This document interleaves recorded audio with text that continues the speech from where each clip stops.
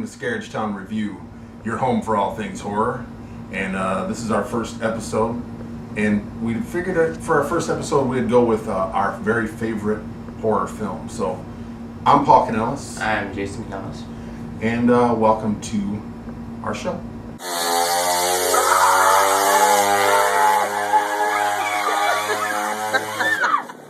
You dropped your bag, man. Oh. Drop your bag.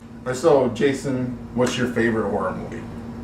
Alright, so it was a toss-up. It was so hard to choose. I had to choose between Trick or Treat and Evil Dead. And I'll just show you, I had to choose Evil Dead. Good pick. The art direction they chose in Evil Dead and like all the makeup and stuff is just so intriguing. And I was like 12 when I watched it, so it's just always been in my heart. And I don't think I could choose a better. Tell us about where you saw it, because you were talking about that before. And I think that has something to do with how scary it is. Yeah, I was 12 with a friend, and we were both 12, and we were watching it in his basement with the lights off and like surround sound and stuff, and it was horrifying because he had the book and he was like doing all these crazy things with it, and I was terrified. And also, when you were 12, did you pick up on the humorous parts, or was it just all scary? It was just scary. I didn't get anything in it. Like I was a little boy. I was hiding under my bed and crying. Speaking of that, I was gonna say, he was 12 watching Evil Dead. I was 12 watching The Wolfman, and The Wolfman scared me. But I was watching it by myself, out on a farm, 2 o'clock in the morning. No, not buying it. No. So The Evil Dead, that's Jason's pick. Or Wolfman. That's a solid pick. That'd be in my top 15. That's a segment we'll take next time. It's top 15. And this is my favorite. I struggled with this because I love Bride of Frankenstein and a bunch of other ones. But I decided I'm just going to call it what I think it is. The greatest horror film ever made. Scariest? It is scary. And the thing about it is that it's a good movie. The acting is good. I mean, it had Oscar nominations. The acting is good, and what makes it effective is that it's realistic. Yeah, it could happen. And well, the acting too. I mean, like the relationship between the mom and the daughter, that draws you right in. It makes it feel real. So when she finally turns, you actually care. Right. And a lot of times that doesn't matter. Right. In horror movies, you're like, oh, I don't care about this character, but you care about these characters.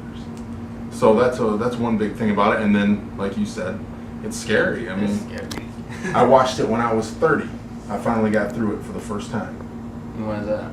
Because when I was a kid, I walked in and my mom and dad was watching it, and my little sister was in there, and I wanted to watch it more even though I was scared, but she was very scared, so I had to go out.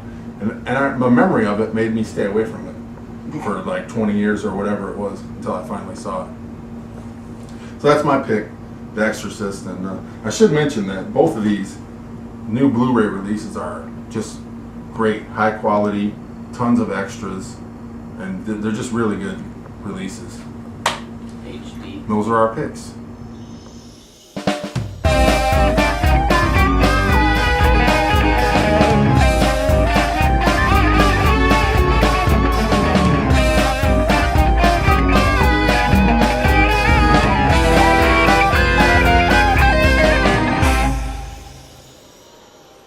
Mystic Eye. Will there be a Scream 5? I see clearly, and it is a certainty.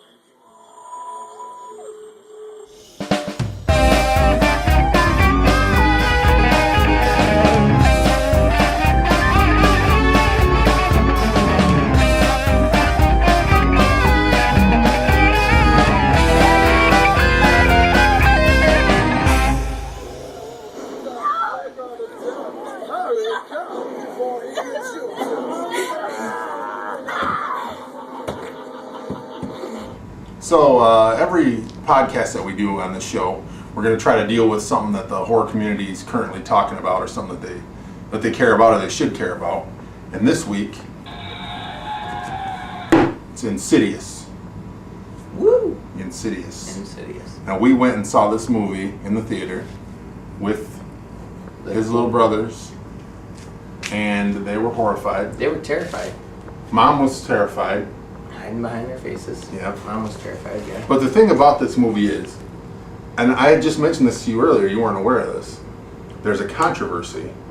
A lot of the horror fans are saying that they stole it Right. from Poltergeist. And I didn't let you talk about it earlier because I wanted to do it for the podcast. Okay. What do you think about that? It's bull. I think that Poltergeist, well, they had a couple ideas maybe, but I can definitely see right. where they're coming from. I think of it more as homage.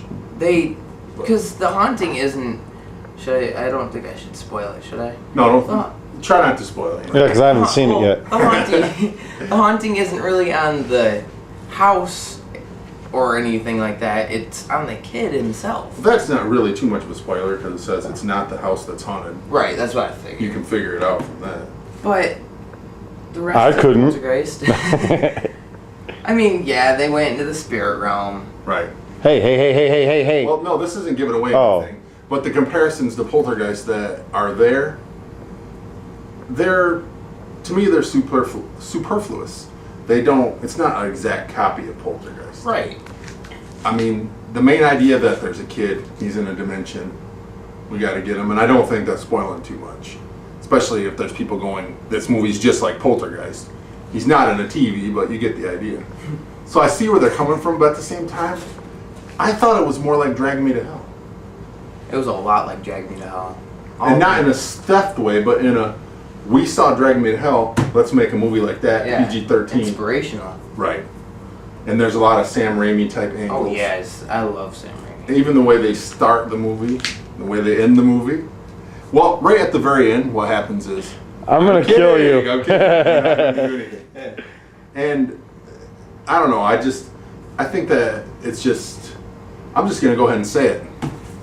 This movie's better than Poltergeist. Way better than Poltergeist. I don't know about way better because I love Poltergeist. Poltergeist is like childish kind of to me. Ooh. I feel a Send debate the hate for. mail to Jason Counelis at yahoo.com. I love Poltergeist. I just think Insidious is a little bit more ambitious. Maybe not even more ambitious, just scarier. Maybe I should watch Poltergeist again. Now. Maybe you should.